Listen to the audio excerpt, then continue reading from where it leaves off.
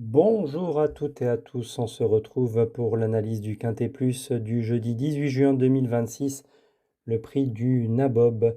C'est un Quintet Plus qui se disputera sur l'hippodrome de Longchamp avec des chevaux de 3 ans que l'on commence à bien connaître pour certains dans cette catégorie.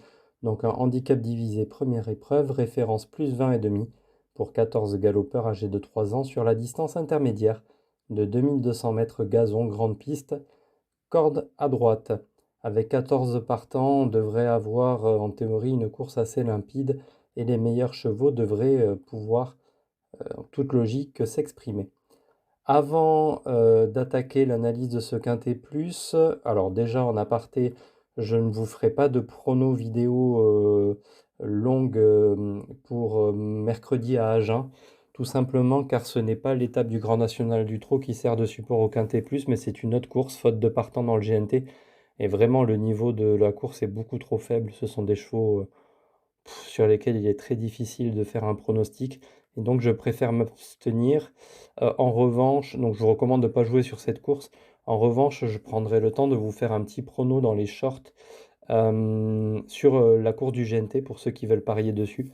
Donc, n'hésitez pas à suivre les shorts au cours de la journée de mercredi.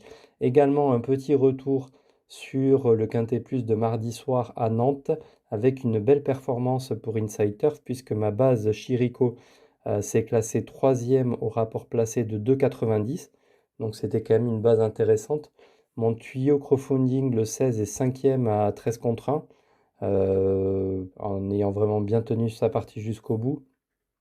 En troisième position, j'avais placé le 7 Serine, mais qui était non partante. En quatrième position, le 3 Grande Passenne, qui finalement a gagné à 3,20 €, gagnant 1,70 € placé. Et j'avais aussi Chicho Boy dans ma sélection et Harper 9e qui a été assez malheureux dans le parcours. Donc voilà, le premier, deuxième, troisième, cinquième étaient dans ma sélection. J'espère que vous en avez profité pour éventuellement toucher Chirico en placé, les jeux simples placés, couplés et 2 sur 4, pourquoi pas. Les rapports étaient quand même intéressants, hein. Je prends notamment le couplet de Grande Passène avec Chirico, il faisait quand même 7,60 placés pour 1 €, c'était pas mal. Le rapport du 2 sur 4, 4,50 € pour 1 €. Et le 4 sur 5, 6,80 € pour 2 €. Donc c'était quand même des rapports assez intéressants. Voilà, on va essayer de faire aussi bien, sinon mieux, ce jeudi soir. Allez, on attaque l'analyse du Quintet Plus de ce jeudi avec en base le numéro 3, Too Darn Quick, l'entraînement d'André Fabre et la monte de Pierre-Charles Boudot qui vient de revenir à la compétition en France depuis peu. Et donc ce Too Darn Quick, il me semble être une base logique dans ce rendez-vous. Alors ok, il aura contre lui son numéro 14 dans les stalles de départ, mais ça ne devrait pas être rédhibitoire sur cette distance de 2200 mètres. Pour son premier essai dans un Quintet Plus, le 1er mai à Saint-Cloud, il s'est très bien comporté en traçant une belle fin de course et en échouant de peu au pied du podium. Quatrième de Must Be Libechowin et Box Officer. Box Officer qui a ensuite gagné le Quintet Plus de référence du 28 mai à Longchamp et Too Darn Quick était deuxième à une encolure. Il battait en cette occasion également Rêve Bleu, Mister Black, Notion Nifal qu'il retrouvera sur sa route ici, tout comme Cosibert. Voilà, avant le coup, ça semble être un point d'appui tout à fait logique dans ce rendez-vous. En deuxième position, j'ai retenu le 2 Cosibert, l'entraînement de Pia et de Joachim Brandt et la monte de l'excellent Maxime Guyon. Un enchaînement de très belles courses pour ce Cosibert puisque il avait conclu 5 fois consécutives sur le podium du 23 octobre 2025 au 20 avril 2026. Pour son premier essai dans un Quintet Plus, seulement huitième, mais vraiment malchanceux. Il n'a jamais pu trouver l'ouverture dans la phase finale. Et ensuite, une fois qu'il a pu se décaler, il a très bien fini, mais trop tard. Ça a été un des malheureux ce jour-là, dans cette arrivée particulièrement serrée. Son entraîneur lui renouvelle sa confiance et pense qu'il a tout à fait les moyens de réussir dans cette catégorie. Je le crois aussi. C'est pour cela que je le retiens aussi haut dans ma sélection. En troisième position, le 1 Rêve Bleu, une pouliche de 3 ans qui doit porter du poids. Elle porte 2 kilos de plus que Cosibert. le deuxième cheval sur l'échelle du handicapeur de ce lot. C'est signe d'une certaine qualité et elle a montré que ce n'était pas usurpé puisque pour son premier essai dans un quintet, troisième du quintet de référence que je viens de citer, celui du 28 mai, ici même sur une distance plus courte de 100 mètres. Et donc, pour moi, il n'y a pas de contre-indication à ce qu'elle puisse répéter sa bonne valeur ici. J'en attends de nouveau une belle performance. Ensuite, je vais retenir en quatrième position le 10 Bourbon Moon. Certes, la dernière fois seulement 13e, mais auparavant c'était très bien. Elle avait notamment gagné son handicap le 1er mai sur l'hippodrome de Saint-Cloud en deuxième épreuve. Son entraîneur n'est pas négatif. Il n'est pas. Voilà, sa 13e place de la dernière fois n'était pas forcément brillante, mais il faut dire qu'elle avait pas un bon numéro dans les stalles de départ. Elle n'avait pas forcément son terrain non plus, et c'était un coup d'essai. Là, il la pense à même de faire mieux dans ce rendez-vous. Il s'attend à l'avoir plus percutante, et c'est vrai que sous 53 kg et demi, sa candidature semble quand même assez séduisante dans le bas du tableau.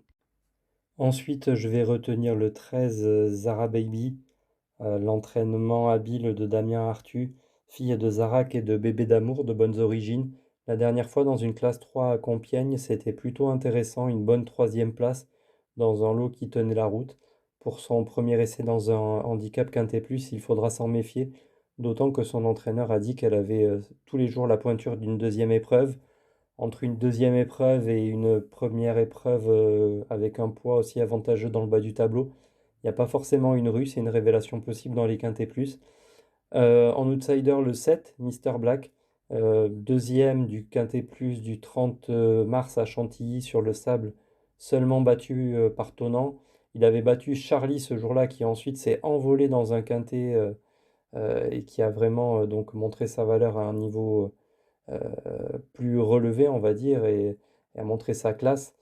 Voilà, j'ai envie de lui faire confiance une nouvelle fois. Le 8, Maracana, un nom qui est tout à fait à propos en ce moment, en cette période de Coupe du Monde de football. Une fille de Zarak et de Mitika, entraînée par Victoria Head. Quatrième à Strasbourg, troisième à Angers, puis deuxième à Évreux dans des Médanes. Prise à une valeur de méfiance pour son premier handicap, qui plus est handicap quintet plus, 34 de valeur. C'est une révélation possible là aussi. Et ensuite le 6, Noshonifal pour fermer ma combinaison. Une très belle régularité d'ensemble depuis ses débuts. Une victoire dans un handicap le 1er mai à Saint-Cloud. Et puis ensuite cinquième du quintet plus de référence. Donc évidemment, on ne peut pas aller contre sa candidature, d'autant qu'elle a hérité du numéro 1 dans les stades de départ, qui peut lui permettre d'occuper rapidement une bonne place. La méfiance est de mise, et donc voilà, je m'en méfierai particulièrement dans ce rendez-vous. Juste une petite rectification par rapport à ce que j'ai dit tout à l'heure, hein. Bourbon Moon, quand elle avait gagné handicap le 1er mai à Saint-Cloud, c'était la troisième épreuve et non pas la deuxième épreuve, puisque la deuxième épreuve avait été remportée par cette Noshonifal. Voilà. Donc, je vais vous résumer ma combinaison quintet plus pour ce jeudi.